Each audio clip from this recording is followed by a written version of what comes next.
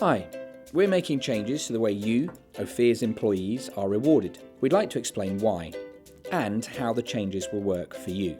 At Ophir, we strongly believe in implementing innovations aimed at aligning benefits to our employees with benefits for our shareholders.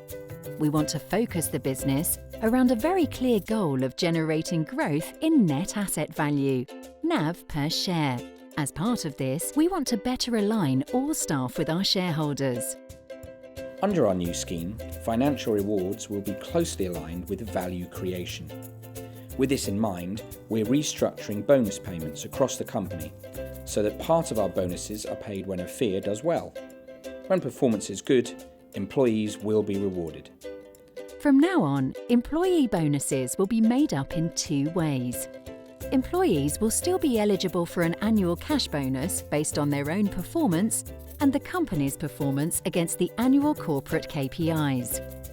But now there will also be a part of your at-risk pay based on long-run value creation for shareholders. The metric for measuring company performance is called net asset value, or NAV per share. It defines value as net cash, i.e. after deducting debt, plus the value of producing assets, plus the value of development assets beyond final investment decisions, less costs for corporate G&A.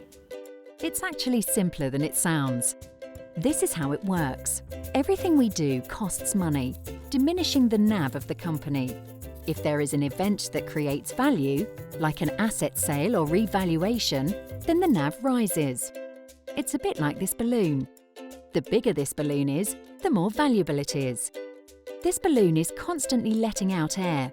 These are our costs, meaning it gets smaller and therefore less valuable. Now, a NAV event is a bit like blowing air back into the balloon, making it bigger again.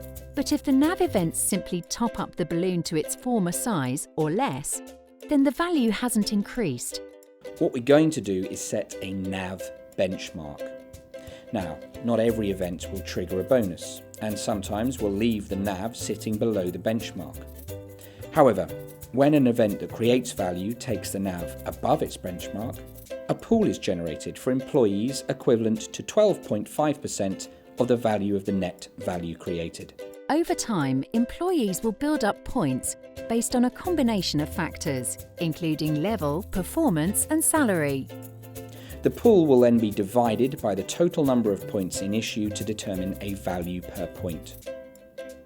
Each individual's allocation will then be determined, and their share of the pool will be split into 25% cash and 75% shares.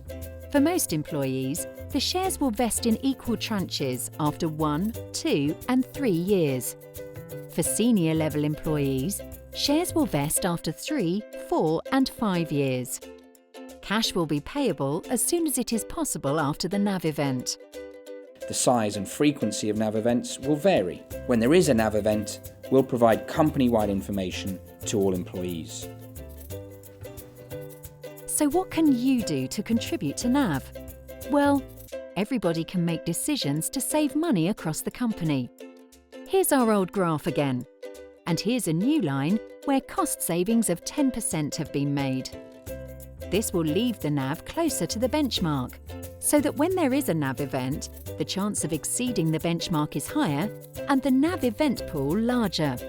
So let's all start spending wisely, as if it were our own personal money, which it kind of is really, given how closely it affects our bonuses moving forward. As you know, at Ophir we believe in doing things differently and with integrity. We think that focusing on NAV is a step in the right direction, a step forward to becoming better together, as one Ophir. There will be more information coming from your managers, and in the meantime, you can read more information on the intranet.